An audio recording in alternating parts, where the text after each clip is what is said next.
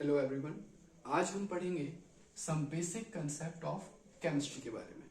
जैसा कि आप सभी को पता है, जहां पर भी ये वर्ड आता है केमिस्ट्री, वहां पर हम सीधे सीधे स्टडी करते हैं किसी भी चीज की कॉम्पोजिशन के बारे में। किस चीज के बारे में स्टडी करते हैं?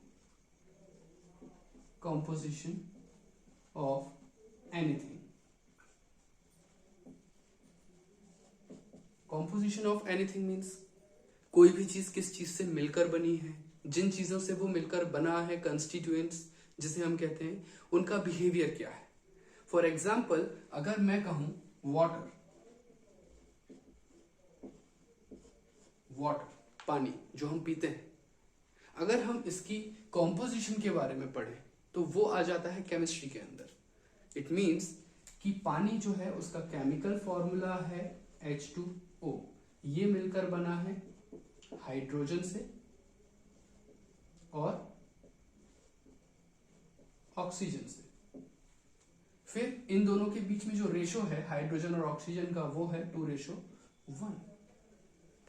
ये सिर्फ एक एग्जांपल है। इसी तरह हम बहुत सारी चीजों के बारे में पढ़ते हैं, उनकी कॉम्पोजिशन के बारे में पढ़ते हैं, वो सारी चीज आती है केमिस्ट्री के अंदर।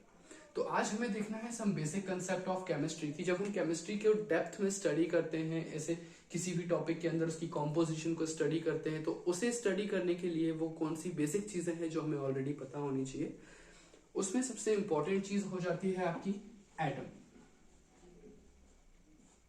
एटम, अब हम देखते हैं कि भाई एटम क्या है।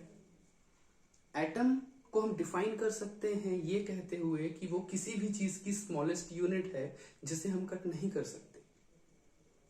किसी भी मटेरियल की, किसी भी एक सब्सटेंस की सबसे छोटी यूनिट जिसे हम कट नहीं कर सकते। इवन आप इस एग्जांपल में देख सकते हो, ये वाटर मॉलिक्यूल है जो हाइड्रोजन और ऑक्सीजन से मिलकर बना है।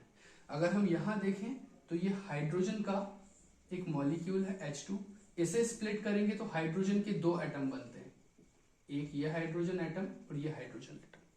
तो आपने सिंपली इसे स्प्लिट करते हुए एक एटम के फॉर्म में ले आया। अब आप इससे ज्यादा इसे ब्रेक डाउन नहीं कर सकते। सिमिलरली आपने यहां पर ये ऑक्सीजन एटम ले आया।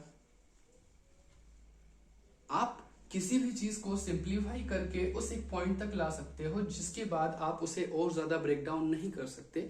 वही एक स्मॉलेस्ट यूनिट कहलाती है एटम। सेकेंड थिंग, हम आ जाते हैं मॉलिक्यूल के बारे में। अब ये मॉलिक्यूल क्या होता है? मॉलिक्यूल को हम 2 तरीके से डिफाइन कर सकते हैं। जैसा कि आप इसी सेम एग्जांपल में बहुत सारी चीज हम देख सकते हैं, जैसा आपने अभी एटम देखा। अब हम सेकेंड थिंग देख रहे हैं, मॉलिक्यूल। तो ये जो H2O फॉर्मूला लिखा हुआ है, ये वाटर का एक मॉलिक्यूल है। क्या है ये? 1 मॉलिक्यूल ऑफ वाटर, H2O। फिर आपने जब यहां पे स्प्लिट किया तो 2 हाइड्रोजन और 1 हाइड्रोजन है।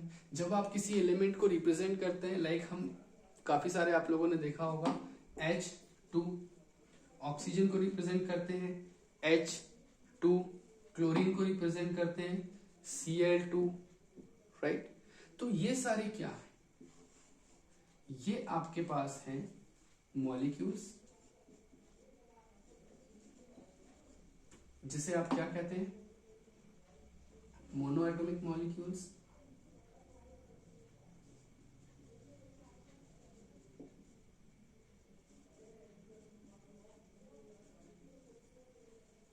इट मींस यहां पर सेम टाइप के एटम्स हैं। यहां 2 हाइड्रोजन एटम्स हैं, यहां 2 ऑक्सीजन एटम्स हैं, यहां 2 क्लोरीन एटम्स हैं। दूसरे एग्जांपल ऑफ मॉलिक्यूल्स अगर आपको देखना है तो आप ये देख सकते हो, NaCl, ये एक मॉलिक्यूल है। H2O अभी आपने देखा, ये एक मॉलिक्यूल है। HNO3 नाइट्रिक एसिड, ये एक मॉलिक्यूल है। H2SO4 सल्फ्यूरिक एसिड, ये भी एक मॉलिक्यूल है। इट मींस जब किसी फॉर्मूले के सामने कोई डिजिट नहीं लिखा होता है, इट मींस वहां अंडरस्टूड होता है कि देयर इज 1 डिजिट। सो अगर हम मॉलिक्यूल को डिफाइन करना चाहें इन वर्ड्स, तो हम कह सकते हैं कि molecule can be defined as a combination of 2 similar atoms और It can be defined as a combination of two or more different atoms in a fixed ratio. Right? यहां पर आप देख सकते हैं NaCl के बीच में जो रेशो है वो है 1 सोडियम और 1 क्लोरीन। H2O बनाना है तो 2 हाइड्रोजन को 1 ऑक्सीजन के साथ मिलाना पड़ेगा। HNO3 बनाना है तो 1 हाइड्रोजन 1 नाइट्रोजन और 3 ऑक्सीजन। H2SO4 बनाना है 2 हाइड्रोजन 1 सल्फर 4 ऑक्सीजन। ये जो क्वांटिटी है एक पर्टिकुलर मॉलिक्यूल को बनाने के लिए ये हमेशा फिक्स होती है। ये जो रेशो है क्वांटिटीज का ये फिक्स होता है। अगर आपने इनकी क्वांटिटीज में कुछ भी चेंजेस किए तो ये जो आप कंपाउंड बना रहे हैं ये बिल्कुल भी नहीं बनेगा। तो सिमिलरली हमने अभी एटम्स एंड मॉलिक्यूल को क्या किया, डिफाइन किया। एटम्स और मॉलिक्यूल के बाद हम एक चीज देखते हैं, वो होती है कंपाउंड। कंपाउंड और मॉलिक्यूल में कोई ज्यादा डिफरेंस नहीं है। ये जो NaCl है सोडियम क्लोराइड ये भी एक कंपाउंड है, H2O भी कंपाउंड है, HNO3 भी कंपाउंड है और H2SO4 भी कंपाउंड है एंड एटसेट्रा। यहां हमारे पास बहुत सारे कंपाउंड है। बट कंपाउंड और मॉलिक्यूल में डिफरेंस ये होता है कि फॉर एग्जांपल आपके पास किसी कंटेनर के अंदर बहुत सारा लिक्विड है और ये बहुत सारा लिक्विड किस चीज का है, ये बहुत सारा लिक्विड है आपके पास water H2O।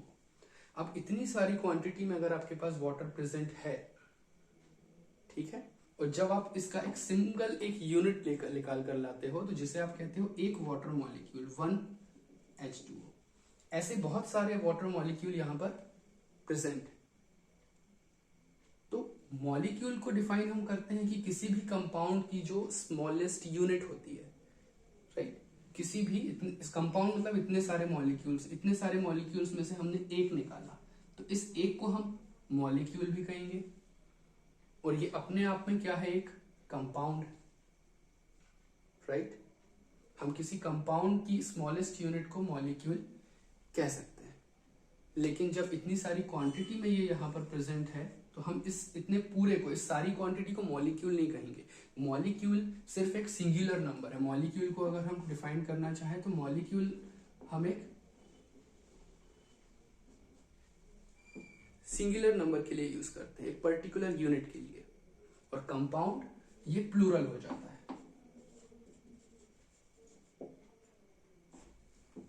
Is it clear for everyone?